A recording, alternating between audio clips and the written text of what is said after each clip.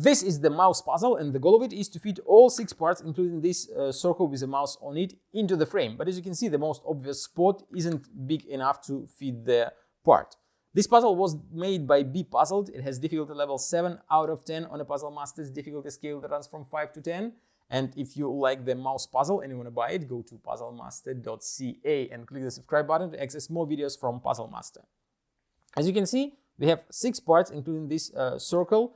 And all these parts, they have these cutouts that look like half a circle or maybe quarter of a circle. And when you put some of the parts together, you will find that they fit this small mouse between them nicely. But now you have to reorganize the parts in the frame in such a way that you will be able to fit not only 5 yellow parts inside that looks like a cheese, but also this tiny piece with a mouse.